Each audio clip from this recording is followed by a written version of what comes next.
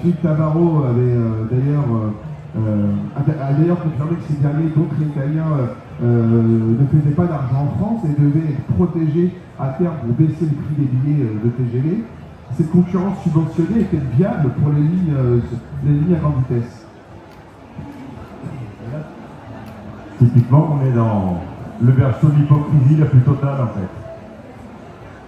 Faire venir des concurrents, alors ça ne fait pas trop portillon. C'est pour ça que tout un tas de dispositifs de toute nature ont été réfléchis pour les faire venir. Ça a d'abord été vrai avec Transdev en région PACA. Il était impossible a priori de financer une partie du réseau, moderniser les ateliers du matériel, donner les moyens aux cheminots de bien travailler. Dixit, le président de région, appel d'offres faisant, Transdev gagne la mise, et là il y a 200 millions d'euros qui tombent du ciel pour faire le lit à Transdev. Ce qui était impossible pour la SNCF quelques années avant est devenu tout à fait possible pour une entreprise concurrente de l'entreprise publique. Donc voilà l'hypocrisie à laquelle on a affaire. Et puisqu'ils en ont jamais assez,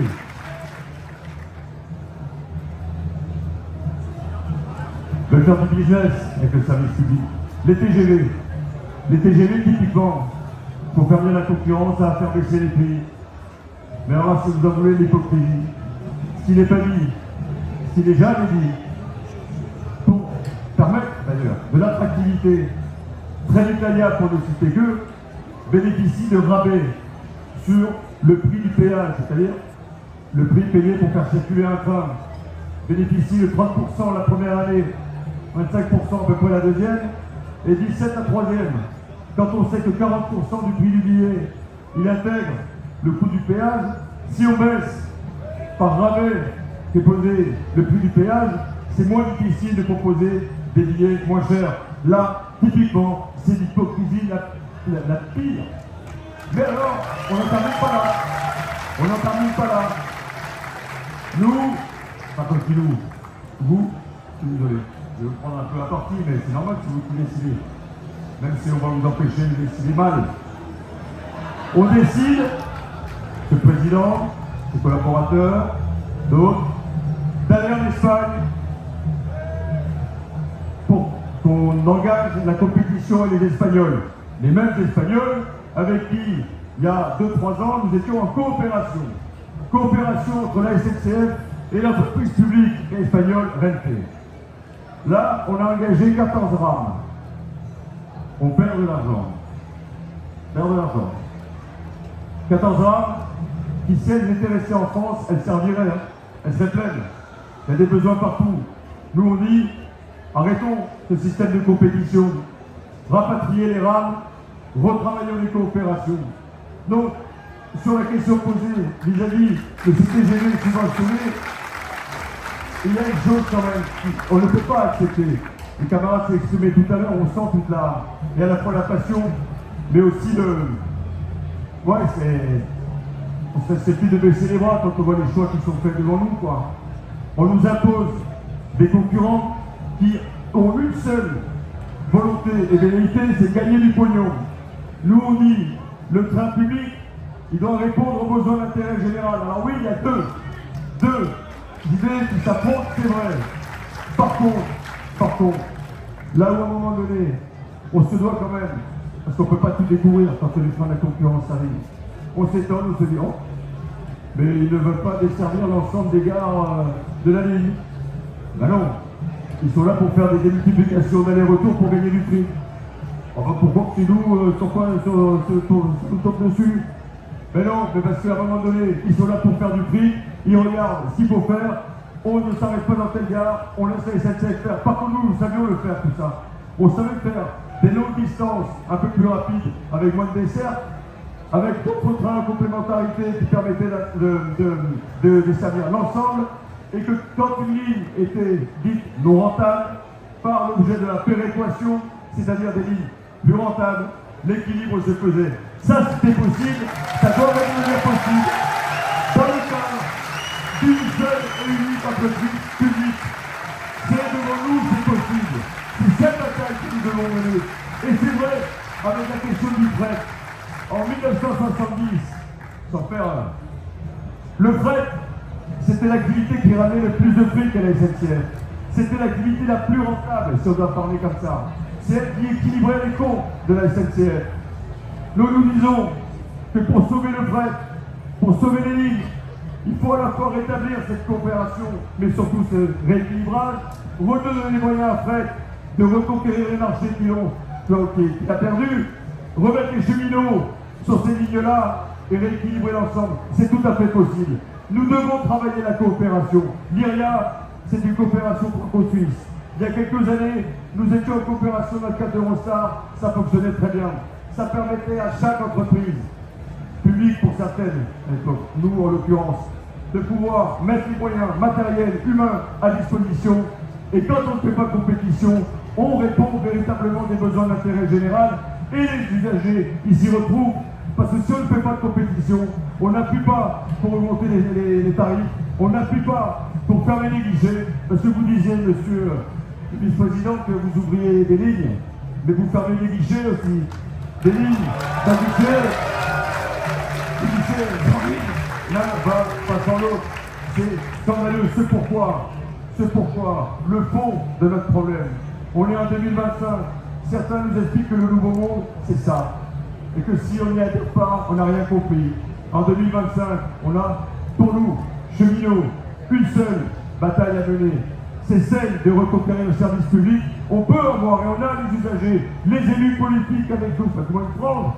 C'est pourquoi nous nous sommes battus en passé pour défendre un projet politique défendu par les forces du LFP qui démontrait que des moyens il y en avait pour financer le service public. Il y a un an, on est passé à ça, réussir ensemble. On est en 2025, on doit être capable de retrouver ces solutions-là, et à la fois politiques, parce que l'avenir de la SNCF, c'est des choix politiques. Et c'est pour nous, c'est les cheminots, la question de la coopération interne entre l'ensemble des activités, entre l'ensemble des métiers. C'est ça qui consolide un haut niveau de service public, un haut niveau de service et de sécurité. D'ailleurs, à cause de la concurrence, la même sécurité qui est mise sur le côté et qui, demain, peuvent faire prendre des risques lourds, et pour l'entreprise, mais surtout pour les cheminots qui sont sur les voies. Donc non, la stratégie qui est posée de subventionner ou d'aider les concurrents de la SNCF, c'est une supercherie. C'est la pire hypocrisie qu'on a devant les yeux. Et donc oui, si j'ai l'occasion de reprendre tout à l'heure la parole, je le redirai. La vraie bataille, c'est celle-là. Il faut rompre avec la concurrence, il faut rompre avec cette hypocrisie. Et il faut surtout permettre aux cheminots d'avoir les moyens de bien travailler. Alors, Jean-Pierre Farandou, en janvier, vous avez déclaré que le TGV n'était pas un service public. Vos concurrents vous l'ont bien rendu en refusant de contribuer davantage au paiement des péages ou à quelconque péréquation par ailleurs. Dans le même temps, le groupe SNCF a dégagé 950 millions d'euros au premier semestre. Quand la Deutsche Bahn affiche de grandes difficultés, pourquoi accélérer une concurrence dans un secteur si fragile?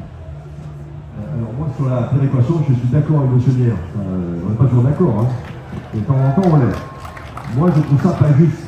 D'abord, la péréquation, c'est un peu l'angle mort de la réforme. Personne n'a vu qu'en fait, il faut pas voulu voir, qu'on allait casser la péréquation. M. Nier, il a rappelé ce que c'était. Les lignes TGV rentables, payées pour les pas rentables, ça permettait d'aller à Charleville-Mézières toute l'année, en Daille l'hiver, etc., etc. Et les vaches étaient bien gardées, au fond. Et les vaches étaient bien gardées. La concurrence, et effectivement, M. Nier a raison de le dire, ils ne vont pas sur les déficitaires. Ils sont libres d'aller où ils veulent. Donc ils vont sur les qui gagnent de l'argent, Paris, Lyon, Marseille, etc. Bon. Et nous, le problème qu'on a, c'est qu'on a un dilemme là. Moi, je vais vous dire, moi je suis favorable à ce que le TGV à la française, par la SNCF entreprise publique, il aille faire des missions d'aménagement du territoire. Ça ne me choque pas. Je pense que l'intérêt général, il est là. C'est pas la peine de faire des milliers de kilomètres de ligne à grande vitesse pour s'arrêter à une à grande vitesse, puisqu'on peut déborder par le réseau, on peut aller plus loin pour faire bénéficier à plus de Français des effets de la grande vitesse. Donc ce principe-là, il est bon. La seule chose que je demande, c'est que ce soit équitable. C'est que les autres aussi, ils aient des contraintes. C'est tout ce que je demande. Ça me paraît raisonnable. Alors lesquelles, on peut en discuter, il y a plein de modalités. Mais le principe, si nous, on est amené à avoir des contraintes d'aménagement du territoire, ok, Ça correspond à notre ADN, mais eux aussi. Voilà, parce que sinon, il y a un déséquilibre important, et là, ça ne va pas. Parce que là, pour le coup, le fait de fausser les règles du jeu, dans le sens favorable à la concurrence, il s'amplifie. Voilà, donc ça, il faut l'arrêter. Le débat, il est clair. Après, il y aura du travail pour trouver des modalités plus fines, mais déjà en termes de principe, moi, je l'ai dit au ministre, hein, qui a écouté d'ailleurs, parce que tout le monde comprend le problème. Vous ne pouvez pas laisser la seule SNCF entreprise publique porter toute seule les contraintes d'aménagement du territoire. Il faut d'une manière ou d'une autre, tout le monde y participe. Voilà, ça, je peux vous dire, je le dis clairement, je vous le redis tout aussi clairement aujourd'hui. Après, le second sujet, moi, j'ai parlé pour moi, hein. Avant moi, c'était avant moi. Moi, c'est moi. Moi, depuis que je suis là, vous n'avez jamais entendu être un zélote de la concurrence, hein. Vous n'avez jamais entendu adorer le dieu concurrence. Moi, je dis, c'est là, c'est la règle du jeu. Hein, Bruxelles, la France, transposition, ok. Puisque la concurrence est là, je me dois, c'est aussi cette scène de débat parfois pas simple avec l'organisation syndicale, faire en sorte que la SNCF gagne dans la concurrence, parce que si elle perd, c'est encore pire. Hein.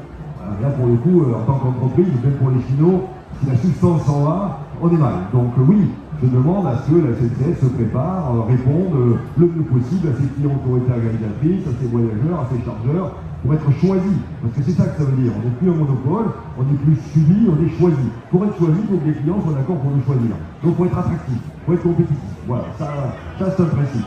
Après, est-ce que les finaux c'est un gros changement. Bon, on l'a dit, on l'a effleuré, mais pour le redire, moi, je pense pouvoir dire, ça peut être contesté, je pense pouvoir dire que je connais la culture chinoise. J'ai commencé, vous savez, dans les dépôts, dans les gares, etc. Je pense que je l'ai compris. Le chinois qui a 40-45 ans, conducteur de train, tout à coup il apprend qu'il va être transféré dans une autre ville parce qu'un conseil régional, et c'est leur liberté, choisit de confier un lot à un autre opérateur. Il n'a rien demandé, le chinois. Il a 45 ans, il pensait qu'il allait passer au TGV, il est au TER, il s'était dit dans 2-3 ans, je vais passer au TGV, la vie est belle. Et là, tu vas dire non, tu dois partir à la concurrence. Là encore, pourquoi, comment, qu'est-ce qui se passe? Déjà le fondement même de la décision, qui n'est pas si simple que ça à expliquer, en tout cas, surtout pour les SNCF qui a rien demandé. 2, les enjeux sociaux. Là, bien sûr, en termes de discussion avec l'organisation syndicale, il y a de quoi faire. Ça veut dire quoi, les conditions sociales, quand je m'en vais, qu'est-ce que ça veut dire? Même quand je reste, puisque ça aussi c'est un sujet de débat un peu chaud, on a fait le choix, et je l'assume, d'avoir choisi de répondre à des sociétés dédiées. Donc forcément, là encore, il y a des sujets de transfert et de discussion en termes de conditions sociales. Voilà, ça c'est des gros sujets. On y travaille, on passe beaucoup de dialogue social là-dessus, on essaie de trouver des équilibres.